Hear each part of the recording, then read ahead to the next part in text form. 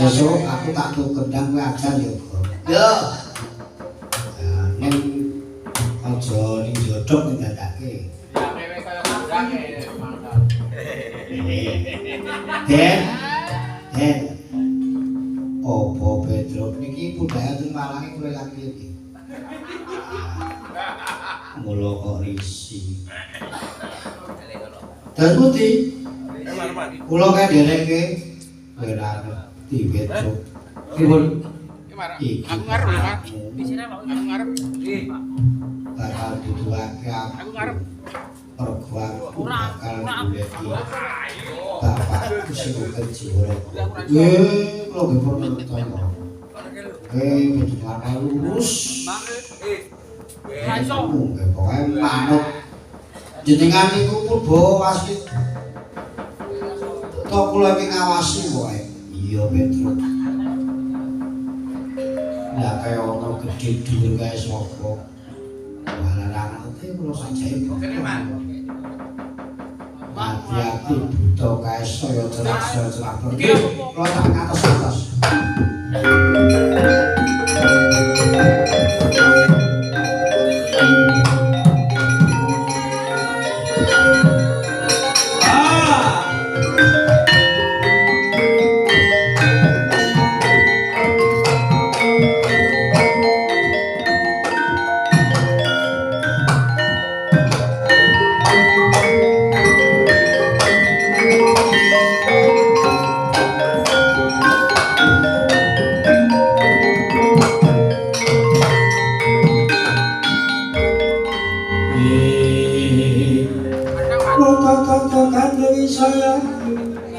Indraksa Pak Rudha iku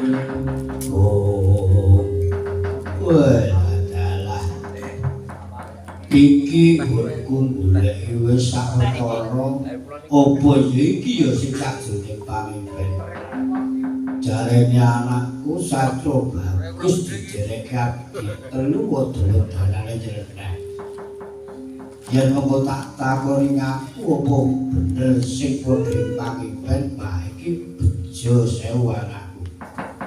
Ya ana sing tangane dawa cocok. Irunge dawa cocok. Mripate kira ya ono kae sing sarwa jembar sing kaya kates kae ngono. Iya. Nuwun sewu Den Paduka menika sinten? Mula mundhut pirsa. Kowe takon karo aku nggih. Lampun kowe takon karo aku kekasihku Prabu Kusuma. Sinten? Prabu Kusuma. Walah cocok temenanan. Anakku Ataswati kelakon rabi. Nggih. Niki ngoten kepareng kula mundhut besok. Panjenengan badhe kula jodohaken dhateng anak kula Ataswati. Purun Giden penjanganipun anak kula niku saestu kula mboten dawuh kaliyan panjenengan trima pejah mati Den kepiye Pedro nek cara kula pikir dhisik kowe wong rabi iki biasane akeh iso ketemu jaman ngerti lah angka sing disingkiri angka 1 5 9 siji loro 5 9 kuwi tegese apa siji iki tegese nek siji konalakan iki ora apa-apa kuwi nek duwe anak siji nek wis muni siji ketemu siji dadi loro mongko beda jenis wis mara petaka Den iya ya 5 nek wis beda jenis iki penake ning 5 menit songo abote sangang sasi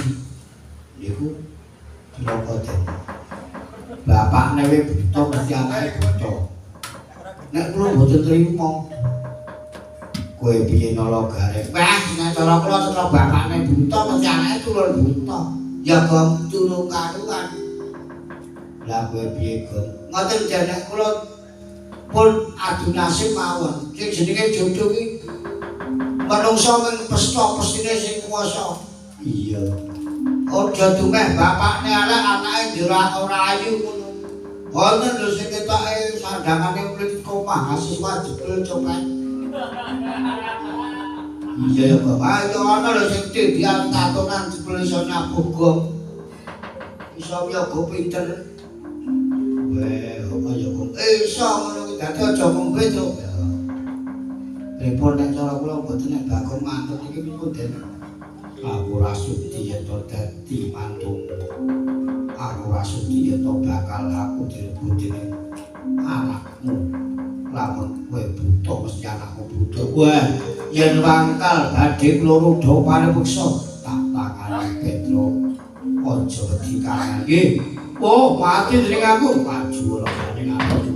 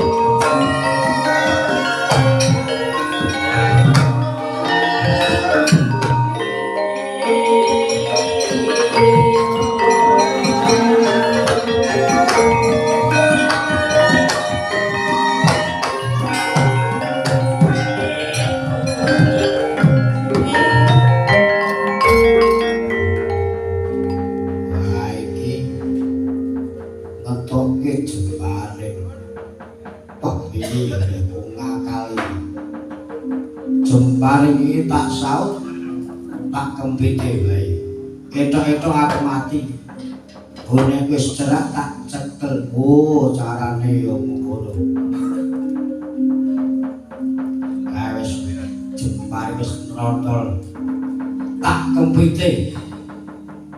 Dimenura ngerti ketok aku tak mati.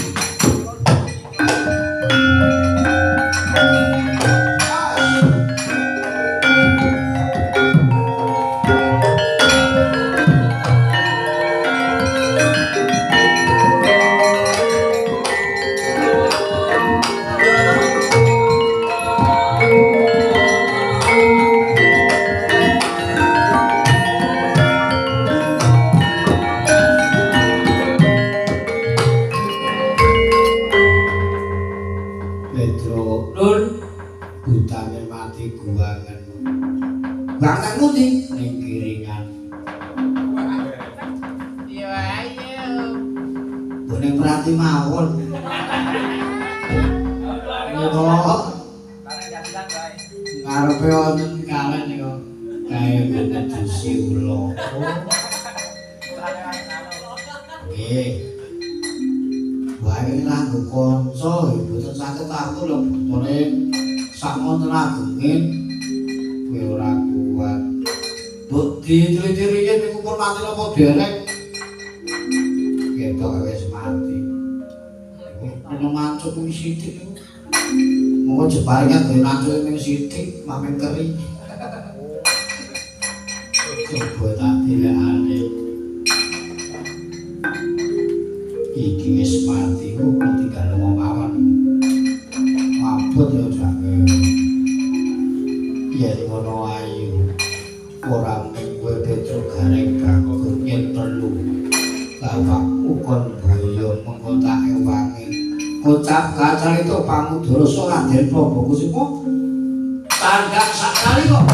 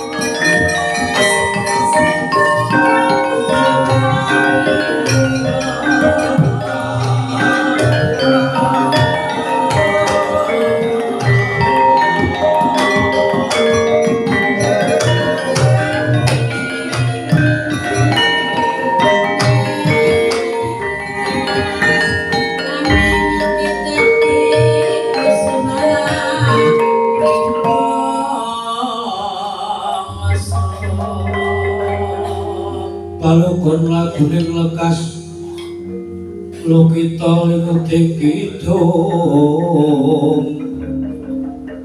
Kadung kaderen among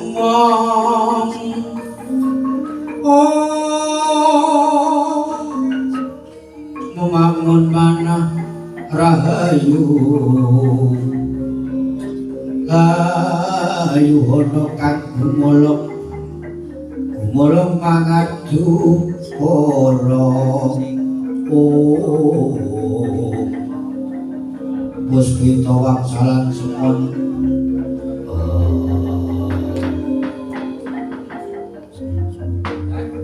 anakku Wirataswati mun pundi kok kancing iki sing tok gadang-gadang wis kelakon aku iso boyo ngopo sing dadi karepmu mergo iki mau wis omong walaka bulaka karo aku yen asmane Prabu Kusuma den opo buta besok bulan sing gedhe pangapura lamun aku ora katon mergo netraku tak tutupi sampean merenteri mang buka niku anak kula Antaswati ing ngantu-antu jaga satu bagus yang jamak-jamak kancing romo menika ing dados pangancing-ancing kula Petro Nun usahakan kok ngerti kalian kula ambune ketok coba waspada no iki anak ibu ayu ora nek kowe muni ayu janji ra guru aku sakit dadi bojone lho nggih wala kula iki ngliti bab wonten iki pun pas lake kula ngono wae wah tenan dengan teng pipi nyenol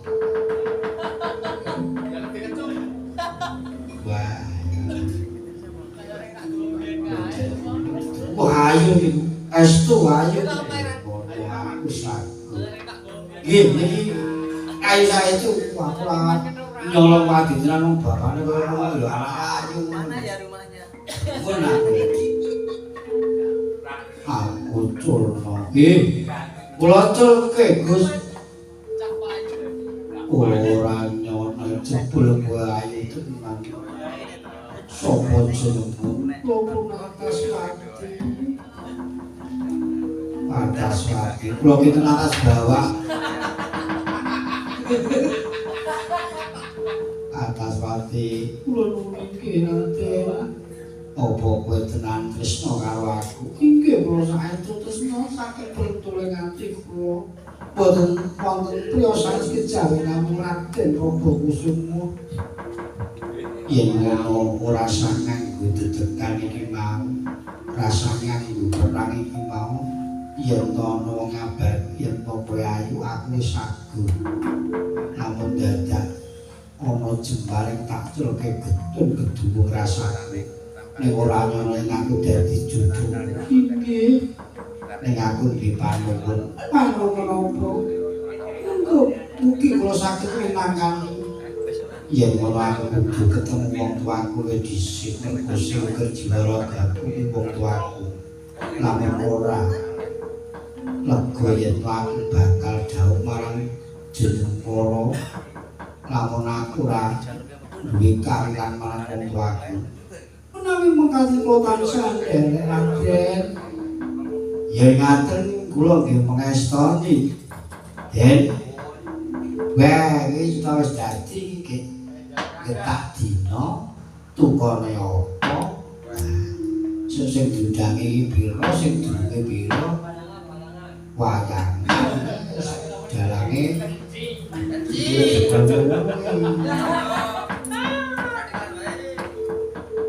dalange jikuk dalan bledek wae. Wah, mesti diundang terus kan. Pengen tatake gapet. Tatake gapet ya. Iya mengkono aku baris iki bakal ketemu tau. Ini hati-hati Raden.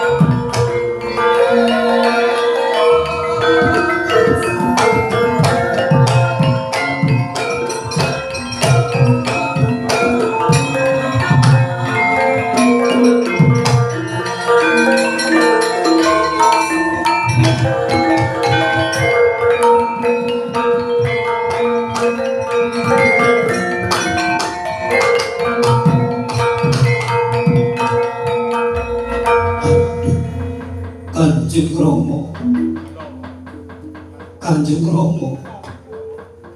Anakku nggih atas swara napa? Atasanging kumplang tinggal. Senajan kula sampun jumeneng ratu wonten ing atasanging. Nanging kirang setunggal serananipun. Kula nggih kepengin dhaup rek ning rayi kula. Antaswati ugi badhe dhaup. Kula inggih kepengin dhaup kados dene Antaswati Kanjeng Rama ora. Pun bapa kuwi seneng yen kuwi yo duwe gegayuhan kaya mengkono. Banjur sapa sing mbok tresnani? Boten sanes kejawi namung Dewi Sri ing kula tresnani. Wonten ing ati kula trimo pejamran boten pikantuk dening Dewi Sri. Wah. Kowe kudu tak elek yo.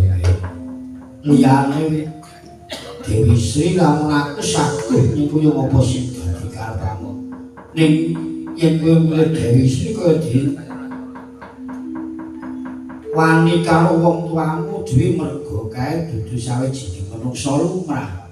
Yen kowe tetah lumrah ya wajibane ya karo padha titah lumrah. Nggih. Menawi Kanjeng mboten saged pinangani kula gedung mboten wonten kampung Salumbo kula badhe mlajar sak tebih-tebihipun Kanjeng Rama. Wah, ora kena dikandani kula temo mlajar kok. Wis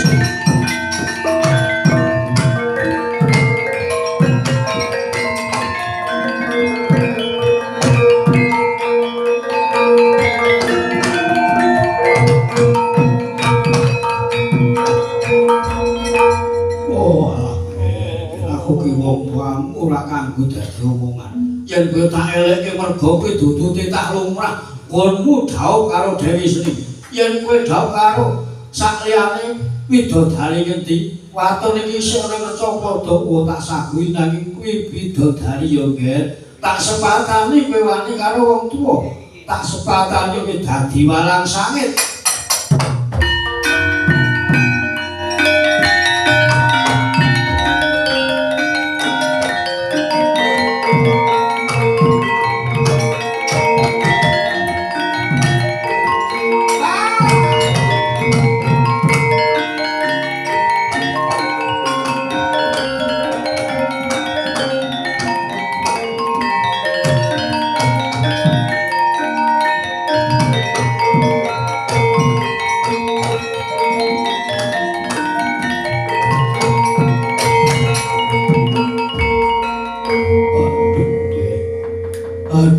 Nggih.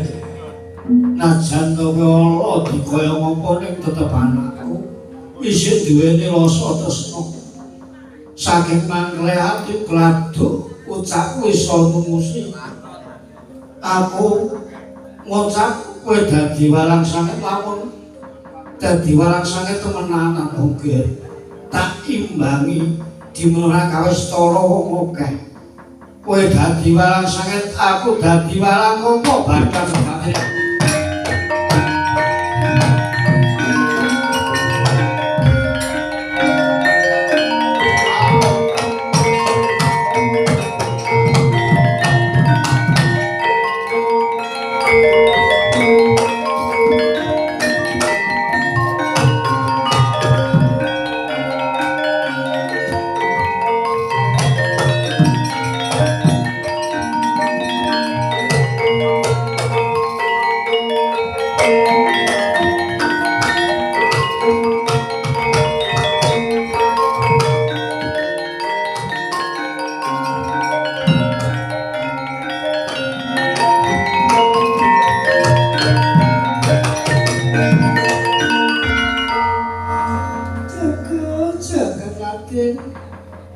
Raden tresnaku tresnaku wis nyawiji.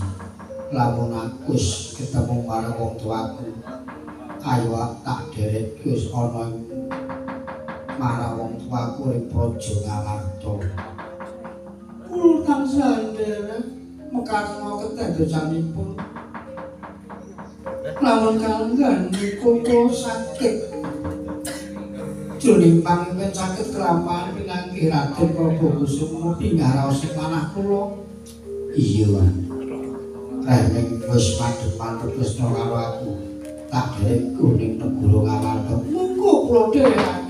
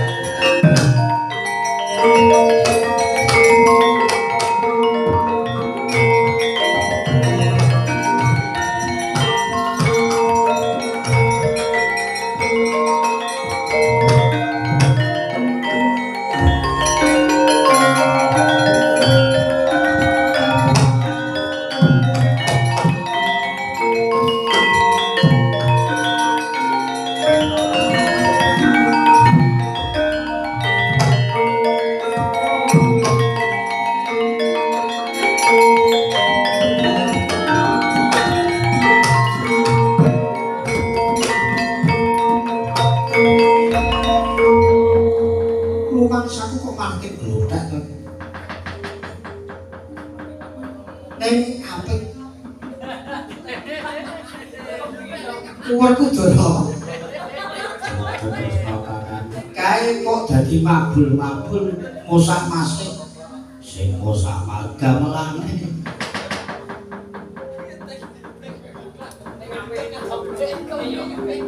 Ana lakon apa kae Sena? Wah, aku ora ngerti. Bareng ngono kae gawe kepeten. Nek tak kira ya ora. Wis katon padhang jilan kowe mau ngerti mabur dhuwur tanpa kawestara buatre kilakotake kaya wong wadon. Aku ora ngerti. Oh, cedhek wis tau kakakku ngerti iki. Kamu ki katone Dewi Sri wis papan playune kulon. Ora mencok-mencok madheki sajake ning dhuwur negara Ngamarta. Nandhake wis tentrem ayem. Dewi Sri. Iya, Dewi Sri. Apa wis ngerti? Wis ngerti sajake no gambar no kowe ngerti ora kesno iki ngerti sajake winara. Sesuk katanggapan ning endi menune apa ngono.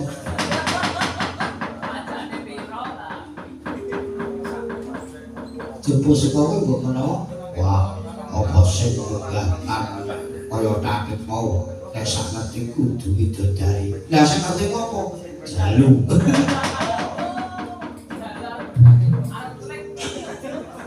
Iki pokoknya sumber ta ya. Aduh kula iki sewan karo.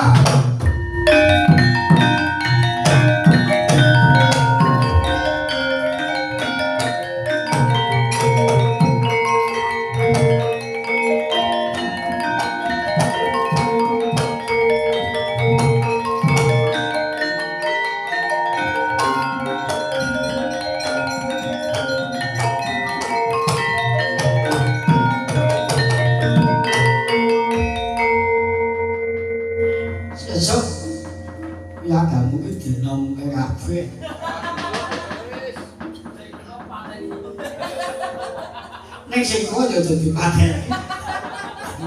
Diuri-uri. Ana apa lho gareng? Ana apa lho gareng? Nggih lan iki kula niki lak kula kinten wae ana ajeng wonten sambatan apa kerja bakti lha kok prajurit kuyu-kuyukan. Ana sing nggo gendera ngaku. Praja Ngamarta badhe dipun damel Karangabang ngoten niku ana. Wonten sing di darane ngoten niku. Wah, sing muni sapa? Nika wau kok kula namung niroke. Ya saiki mengkene nolo gawe pancen kowe ngerti tenan aku percaya mergo ora tau goro. Nggih, pancen mboten tau goro. Nggo pajurit kemana-mana ini goro Ngamarta bakal gawe Karangabang. Nggih, gara didamel Karangabang monggo kula niki Joko Raden Prabu Kusuma niku prasane sampun dugi mriku kula mah ditinggal. Lah kula turu. Turu ora modal turu. Wah, piye sih kok? Wah. Ora nguwayadan. Anggere ngene iki bagianku. Wong dindingane ora lurut sih antel. Ora. Wuji. Oh, asu.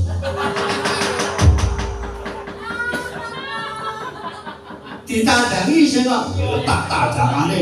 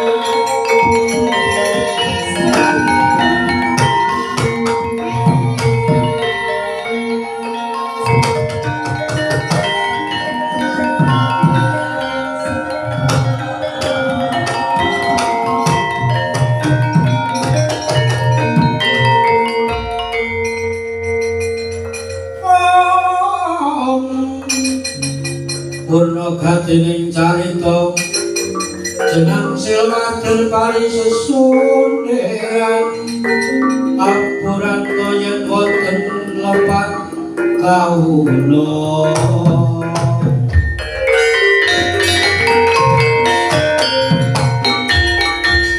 iki sapa kawangan dur tak jaluk usul ngamarta tukak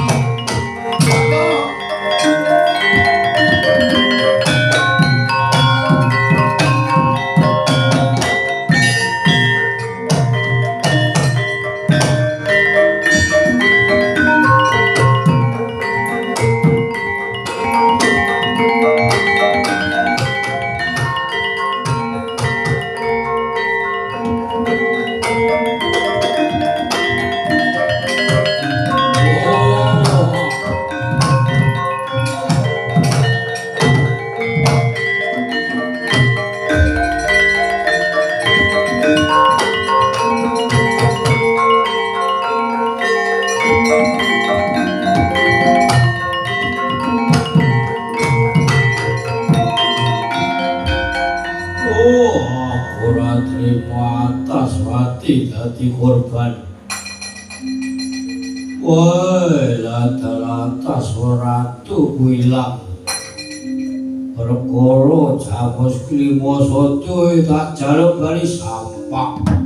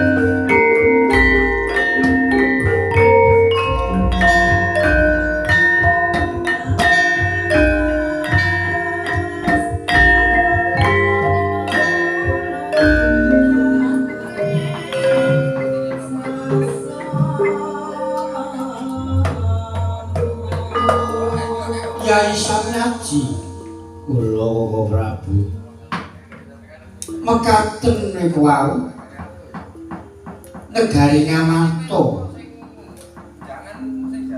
nyuwun lumutuing sesamudra panen menawi kula lanceng awit pusaka Jamus Krimasada sampun wangsul. Piye? Dadolan ngertimu Yai tentrem negara Ngamarta ya merga dayaning pusaka tuwin Dewi ning sandang pangan. Iya Koko Prabu. Mugia tentrem ayem negari Ngamarta boten wonten sambikala. Boten namung negari Ngamarta dusun Trendeng ente siji ugi saged maharani katenteman. Iya Koko Prabu. Tansah kasiungan wahyuning kanugrahan.